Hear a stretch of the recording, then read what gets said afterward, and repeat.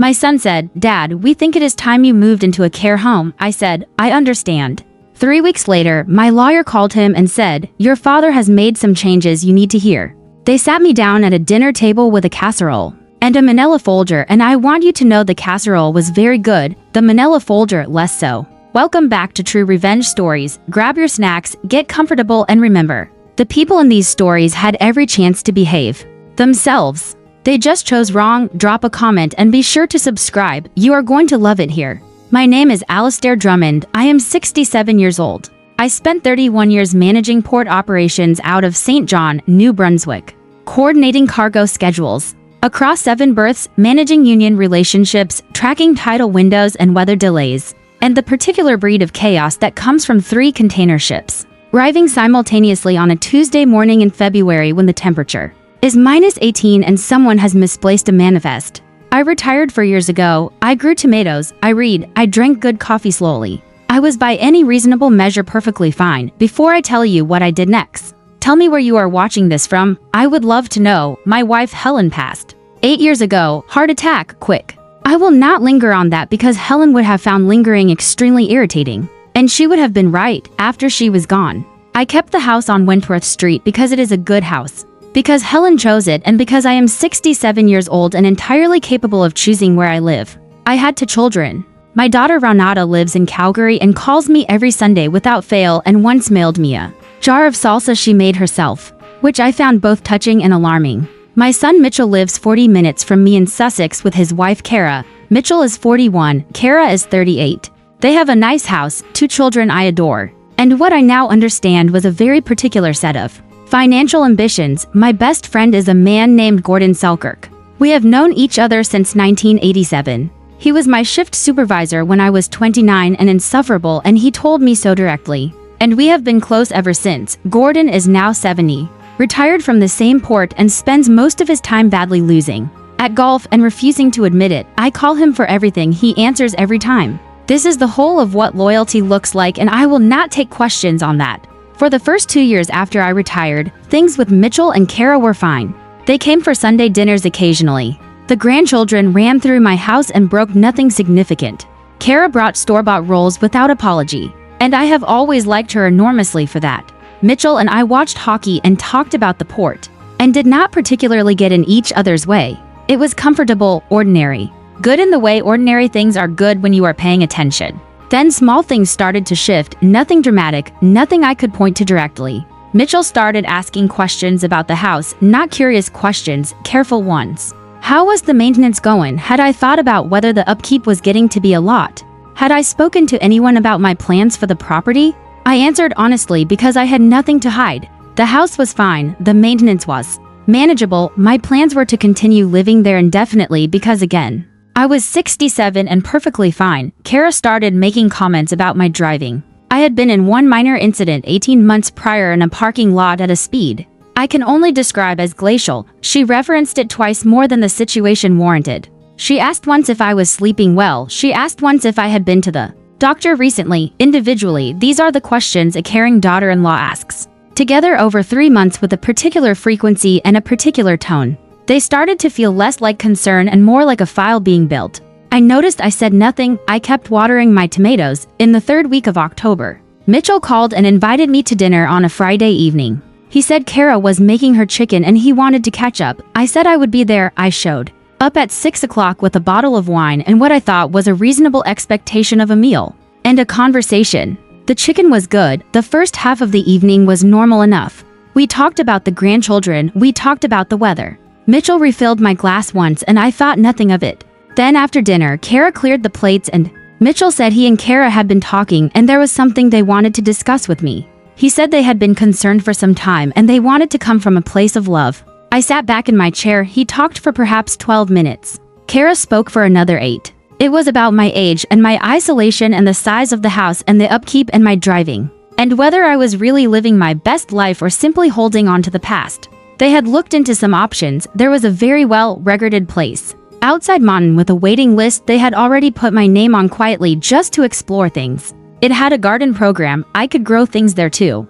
Mitchell said as though this were the detail that would land it. And there on the side table placed with a particular casualness that was not casual at all. was a Manila folder. Inside it, I could tell from the visible edge of the first page were forms. I did not reach for the folder. I sat very still and I listened to every word, and I watched their faces, and somewhere around minute 14, I understood something clearly and completely. This had been rehearsed. The phrasing was to clean, the transitions to smooth, the folder to conveniently placed.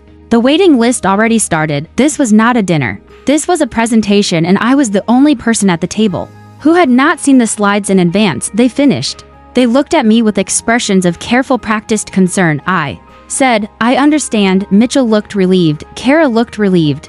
They exchanged the smallest glance. I said, "Thank you for dinner. The chicken was excellent." And I put on my coat and I drove home on the highway in the dark. And I did not feel angry. Exactly. I felt clear. There is a difference. If you have made it this far, do us one quick favor: subscribe.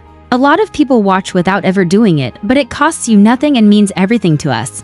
Thank you genuinely. I called Gordon at 9:15 that night. He answered on the second ring. I said, "Gordon, they had a folder." He was quiet for a moment. He said, "What kind of folder?" I said, "The kind with forms in it." He said, "Say no more." He said, "What do you need?" I said, "I need the name of a good estate lawyer, and I need you to let me talk for a while." He said, "Both of those I can do." Gordon had used a lawyer named Patricia Vance 2 years earlier when he was settling his own affairs after a health scare. He said she was sharp, direct, and had what he called a very particular way of making you feel like everything is already handled before she has said a single word. He said she made him feel like a mildly interesting administrative problem, and he meant that as a compliment. I called Patricia Vance the next morning at 8:45. She answered herself, which I respected. I told her the situation in full. She listened without interrupting, which I respected more. When I finished, she said, "Mr. Drummond, you are legally competent. You own your property outright and you are under no obligation to do anything at all." Then she said, "However, if you would like to make some changes now while everything is entirely on your terms, I have some thoughts." I said, "I have time this week." She said, "Tuesday at 2. I said, "Perfect." The next 3 weeks were the quietest I have spent in years. I kept my routine.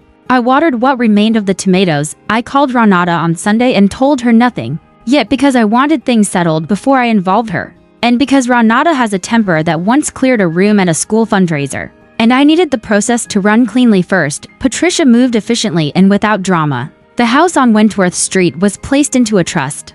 The trust named Renata and a charitable foundation as beneficiaries. Mitchell was removed from the will entirely. The documents were structured such that any legal challenge would be protracted, expensive, and unlikely to succeed, given that I had undertaken all of it, while demonstrably and thoroughly competent. Patricia had noted twice that the timing and documentation would be very useful if anyone later tried to argue otherwise. I signed the last set of documents on a Thursday afternoon, and Patricia walked me out to the street and said, "You are all set, Mr. Drummond." I said, "Thank you, Patricia." She said, "I will call your son Monday morning." I said, "That is fine." She said, "Do you want to know what I am going to say?" I said, "Only the broad strokes." She said, "Your father has made some significant changes to his estate and you need to hear about them at your earliest convenience." I said, "That will do nicely. If you have made it this far, do us one quick favor: subscribe." A lot of people watch without ever doing it, but it costs you nothing and means everything to us. Thank you genuinely. Mitchell called me Monday evening at 6:43.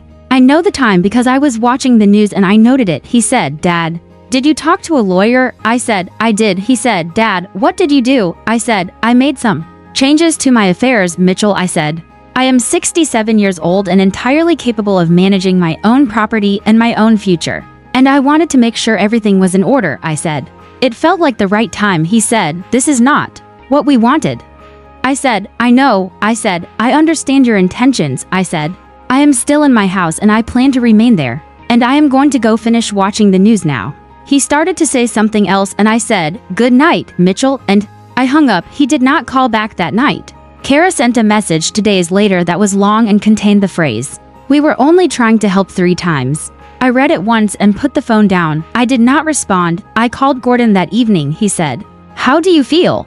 I thought about it honestly and I said, like a man who moved a very large thing entirely by himself and is surprised it worked. He laughed, a real one, the kind that comes from deep in the chest. He said, "You want to come for dinner Thursday? Margaret is making soup." I said, "What kind?" He said, "The good kind." I said, "I will be there." I sat at Gordon and Margaret's table on Thursday evening and ate a bowl of soup that was in fact the good kind.